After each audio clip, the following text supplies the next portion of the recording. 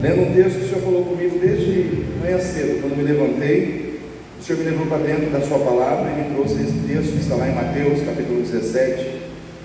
Capítulo 17 ele fala da transfiguração, mas ele também fala do momento quando Pedro, Tiago, João e Jesus descem do monte da transfiguração, e lá no vale eles encontram um pai desesperado e um menino epilético que na realidade tinha um problema de demônio. Um demônio havia entrado na vida daquele rapaz, estava oprimindo ele, colocando nele uma enfermidade. E aí Jesus desce de lá e aquele pai vai ao encontro de Jesus. Mas eu vou ler aqui o texto para que a gente possa, para que todos nós possamos nos situar aqui em relação à palavra. Então aqui, Mateus 17, versículo 14 diz assim: E quando chegaram à multidão, aproximou-se-lhe um homem, pondo-se de joelhos diante dele, dizendo: Senhor, tem misericórdia do meu filho, que é lunático e sofre muito, pois muitas vezes cai no fogo e muitas vezes na água. E trouxe-o aos teus discípulos e não puderam curá-lo. E Jesus respondendo disse: Ó geração incrédula e perversa, até quando estarei eu convosco? E até quando vos sofrerei? Trazei-mo aqui. E repreendeu Jesus o demônio que saiu dele, e desde aquela hora o menino sarou. Então os discípulos, aproximando-se de Jesus em particular, disseram: Por que não podemos nós expulsá-lo? E Jesus lhes disse: Por causa da vossa incredulidade. Porque em verdade vos digo que se tiverdes fé, como um grão de mostarda, direis a este monte: passa daqui para acolá, e há de passar, e nada vos será impossível. Mas esta casca não se expulsa senão por oração e jejum. Amém, igreja? Queridos, a batalha espiritual ela é real. Assim como Deus é real, o demônio também é, Satanás também o é. E acontece uma grande batalha, acontece uma grande guerra na terra. E isso desde o início, irmãos. Deus, com o propósito de abençoar o ser humano, porque Deus amou o homem desde o momento que Ele idealizou no seu coração criar o homem à sua imagem, à sua semelhança. Deus já amou o homem, porque Deus propôs no seu coração criar no homem e projetar no homem a sua imagem, a sua semelhança. Ou seja, o homem desde o início foi alvo do amor de Deus, foi alvo do olhar gracioso de Deus, mas também foi alvo do ódio de Satanás. Porque quem queria ser semelhante ao Altíssimo no céu? Satanás.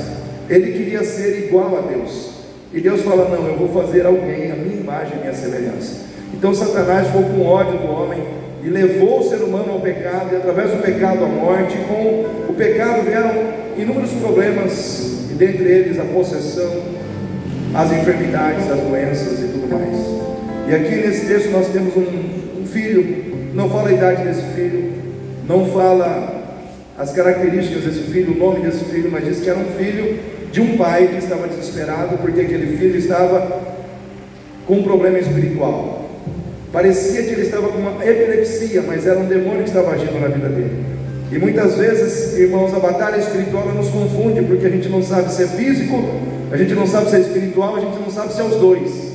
E ali parecia que as duas coisas estavam acontecendo. Tinha enfermidade, mas tinha demônio. Tinha demônio e tinha enfermidade também. E ali, irmãos, aquele pai, ele chega diante de Jesus, ele rasga o seu coração. Aqui nós temos um pai que, apesar de ter passado pelo desespero, apesar de ter passado por situações de frustração, aquele ciclo de frustração, de buscar e não conseguir, apesar de passar, irmãos, também pela decepção com os discípulos de Jesus, porque ele foi procurar os discípulos de Jesus para que ele pudesse receber a cura, e os discípulos de Jesus não puderam expulsar aquele demônio. Ou seja, ele passou por muitas situações que poderiam ter colocado no coração dele o propósito de desistir. Não tem jeito, vou desistir, não tem como vencer esse problema. Mas apesar de todas essas situações que vieram para colocar desânimo, desistência no coração dele, ele ainda continuava crendo que em Jesus tinha vitória para a vida dele, que em Jesus tinha solução para o filho dele. E ele não desistiu de buscar em Jesus essa solução. E glória a Deus por isso, irmãos, porque o ser humano ele pode nos decepcionar, o ser humano ele pode falhar conosco, mas Jesus nunca falhará. Amém? Jesus não falha, Ele não nos decepciona jamais. E quando aquele homem chega diante de Jesus e diz para Jesus toda aquela situação que o filho dele estava passando, Jesus, movido de compaixão, depois de repreender toda a multidão que estava ali por causa da incredulidade do povo, Jesus ele diz: traga o menino aqui. Imediatamente Jesus expulsou o demônio e aquele menino nunca mais ficou endemoniado. Aquele menino nunca mais teve problema, porque Jesus ele vem para resolver definitivamente os problemas que nós muitas vezes não conseguimos resolver. Irmãos, esse texto nos ensina muitas coisas. Primeiro, que na vida de quem serve a Deus não pode existir espaço para incredulidade. Ou você crê, ou você não crê.